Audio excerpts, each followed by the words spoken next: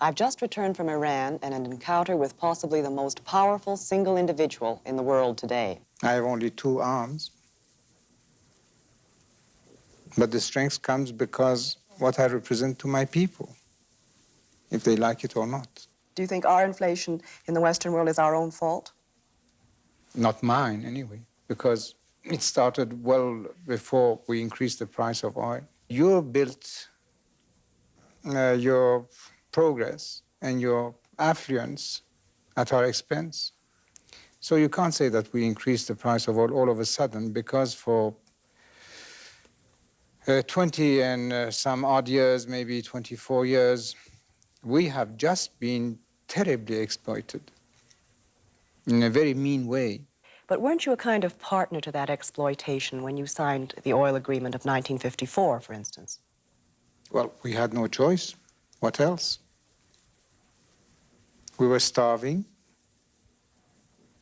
and we had to start doing something to build the country. We had no choice. They dictated to us, they decreased the posted price of oil when all the price of commodities in the world were on the increase.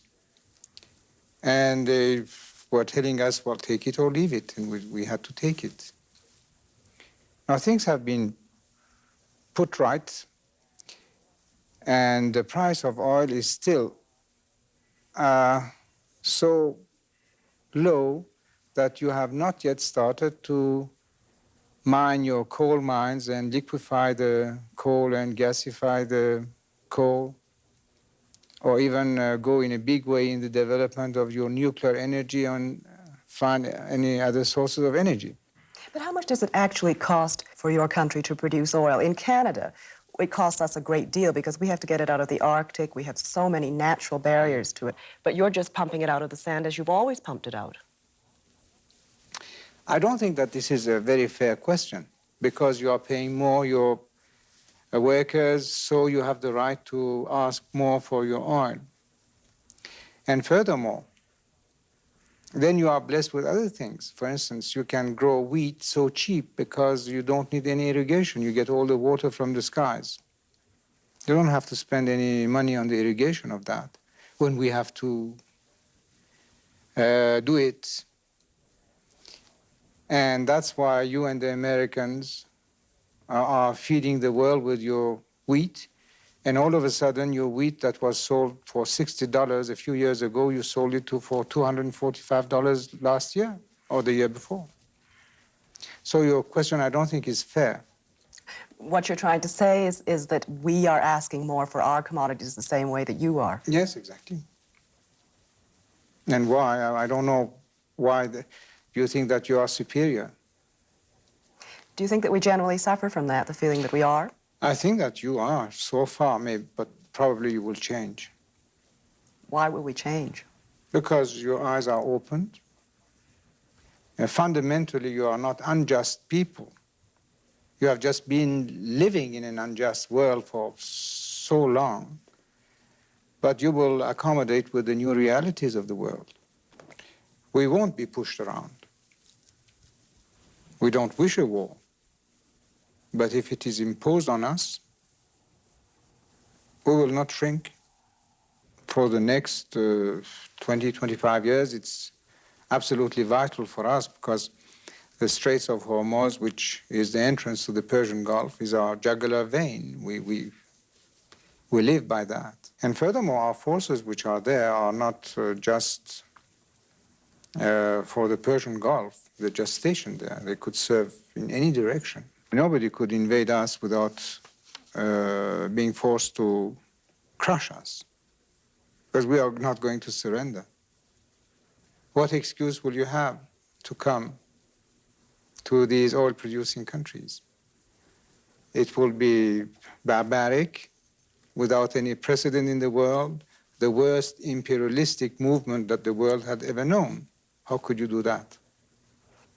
And it's strange that it's absolutely normal for other countries to have even more arms than we have. And you start to talk about our force when you find it so obvious and normal for other countries. I can't quite make this out. Is it perhaps that the Western countries are just not used to thinking of Iran as a major world power in any terms whatsoever, whether it's dealing about oil or whether it's talking about an army? Yes, maybe you're right. But they will have to cope with this development soon. You're noted as a very strong authority figure in Iran, and yet you're extremely popular with the people. Somebody said to me that if there were a referendum held tomorrow, 90% of the people would vote yes for the Shah and all his policies. Why then do you need to be so authoritarian if you have this kind of popular support and warmth towards Well, you? first of all, it's more than 90%. Secondly, what do you call authority? To enforce the law? To make such fantastic, drastic changes without bloodshed? If you call this authority, I don't think that my people mind that. They want it. It's been said that there are some 20,000 political prisoners in Iran. That's not true. We have about 3,000 and not more.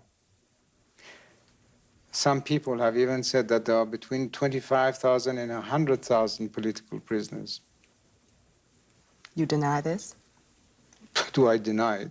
First of all, it's our business and not any of their business. But the truth, the reality is that we have not more than 3,000. And how do you define political prisoner? These Marxists. Does torture happen in Iran? Well, this is a question that was put to me more than once, and which I don't like at all.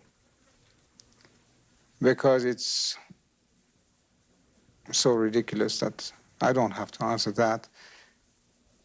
But for the sake of this interview, I will say that we don't have to torture people. This is the way that unsophisticated organizations were doing things. We are as sophisticated as you are now. Sophisticated in methods of interrogation. Yes. So that torture, fingernail pulling, people being toasted in wire mesh, which we were reading about in the English papers. English papers, there is one paper, and I find this disgusting. And I don't really appreciate at all a serious organization like you repeating trash that you can see in one paper in one country. Why do you have even to repeat that? It has, because it's been very widely reported, and the Sunday Times in Canada anyway is not considered to be a trashy paper. That article was trash if you read it from the top to the bottom. So you categorically deny that?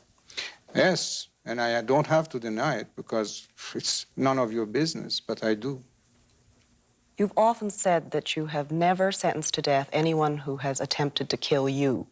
How many attempts have there been?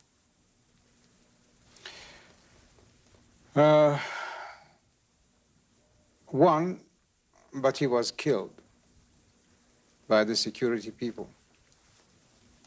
Then the second, 5, 6 people were involved. They were all pardoned by myself. And indirectly, we know that there have been some attempts which did not materialize. And they have been also pardoned. And this has been my policy and probably will always be my policy. I forgive when anything concerns me personally. And I can't do it when it concerns the country and the state. Are you ever afraid when you make public appearances? Never. First of all, I'm not afraid of anything. Secondly, I know very well that I will be around as long as it has been written